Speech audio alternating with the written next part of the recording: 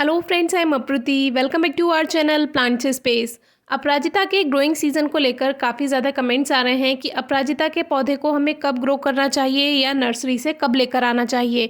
तो अगर आपके पास सीड्स हैं तो आप अभी इसको ग्रो कर सकते हैं। अपराजिता को आप लगभग फरवरी के बाद से यानी मार्च से लेकर लगभग आप अगस्त तक इसको ग्रो कर सकते हैं। और सितंबर में क्यों ग्रो नहीं करना चाहिए या उसके बाद, उसके बारे में ऑलरेडी वीडियो शेयर की हुई है, आप डिस्क्रिप्शन बॉक्स में वीडियो चेक कर सकते हैं। ये हमारा अलामांडा का ग्रो बैग है जिसमें अलामांडा का प्लांट लगा हुआ है। इसमें अपराजिता का पौधा खुद से ग्रो हुआ, जिसमें सबसे पहले इस तरह की पत्ती आई, यानी कि जब इसमें बीज गिरा हुआ होगा, वो जब जर्मिनेट हुआ होगा तो उसमें से इतनी बड़ी पत्ती निकल कर आई, जो कि अपराजिता की बिल्कुल नहीं लग रही थी देखने में, क्योंकि इसमें खाद अच्छा था। हमने काउडंग यानी गोबर की खाद मिलाई थी और उसी से देखिए इतना अच्छे से जो सीड था वो जर्मिनेट हुआ कि उसकी पत्तियां जो थी वो काफ़ी बड़ी बड़ी आई और अपराजिता जैसी वो बिल्कुल भी नहीं लग रही थी जो शुरू की एक दो पत्ती आती है।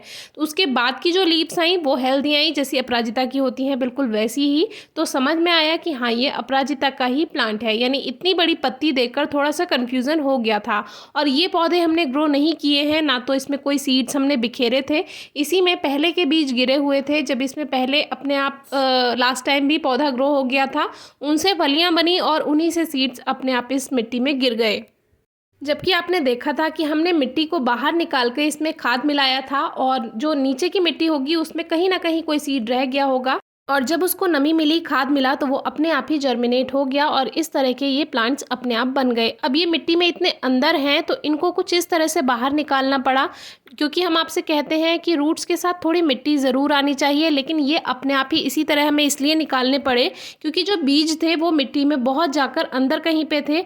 और जैसे ऊपर ऊपर की मिट्टी हटाकर हमने खाद मिलाया था अलामांडा में फरवरी मार्च के समय, तो अगर ये ऊपर ही होते तो ये मिट्टी के साथ जड़ें बाहर आ जाती, लेकिन अभी हमें इस तरह से इसको बाहर निकालना पड़ा क्योंकि बहुत अंदर इसके सीड्स थे मिट्टी में, इसीलिए रूट्स को मिट्टी के साथ निकाल पाना पॉसिबल नहीं था। तो फिलहाल हमने इन दोनों पौधों को निकाल लिया और ये काम हमने शाम को किया। और ऐसे ही एक 6 इंचेस का पॉट है, इसमें मिट्टी पहले से ही बनी हुई थी, आधी खाद आधी मिट्टी का इसमें मिक्सचर था।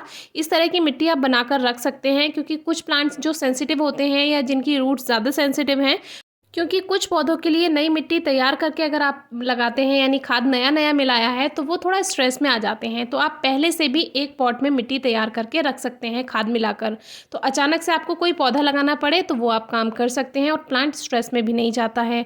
अब हमने ये दोनों पौधे फिलहाल एक ही पॉट में लगा दिए हैं, बाद में जब ये थोड़ा सेट हो जाएंगे तो इसको कहीं भी हम शिफ्ट कर सकते हैं, अच्छे से वाटरिंग कर देंगे। ये काम आपको शाम को करना है जिससे प्लांट स्ट्रेस में ना जाए, क्योंकि शाम को मौसम में ठंडक होती है और पूरी रात उसको रेस्ट मिल जाता है रूट्स को सेट होने का। और कुछ दिन इसको छाया में ही रखेंगे तो प्लांट जल्दी सेट होगा।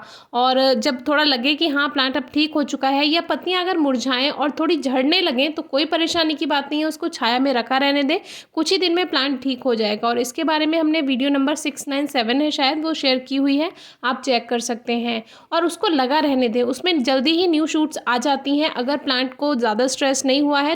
अब कुछ लोग ट्रांसप्लांट करने से डरते हैं पौधों को, तो ऐसे में आप 12 इंच का गमला तैयार कर लीजिए या 10 इंच का, जो भी आपके पास है, उसमें डायरेक्ट आप सीड ग्रो कीजिए और उसको बिल्कुल डिस्टर्ब नहीं कीजिए, उसी में पौधा अपने आप बनता जाएगा और आपको ट्रांसप्लांट करने की ज़रूरत भी नहीं है।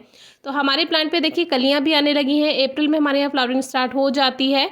और पुराने पौधे अगर आपने फरवरी में ठीक कर लिए होंगे तो अब वो भी ठीक होने लगे होंगे, फ्लावरिंग के लिए तैयार होने लगे होंगे। तो प्राइमरी लीव्स कभी कभी जब उसको ज़्यादा केयर मिल जाए, अच्छी हेल्दी उसको कंडीशन मिल जाए, खाद मिल जाए, पानी सही से मिल जाए, धूप सही से मिल जाए, तो जो प्राइमरी लीव्स आती हैं वो काफ़ी बड़ी आती हैं और थोड़ी डिफरेंट आती हैं, तो पहचानने में थोड़ी सी मुश्किल हो जाती है। लेकिन उसकी अपर लीव्स आने दें, उससे आपको कन्फ्यूज़न सारा दूर हो जाएगा, पता चल जाएगा कौन सा प्लांट है। या कभी समझ नहीं आता तो आप हमें फ़ोटो शेयर कर सकते हैं प्लांट्स स्पेस के इंस्टाग्राम या फेसबुक पेज पर। कोई क्वेरी हो तो पूछिएगा। Thank you.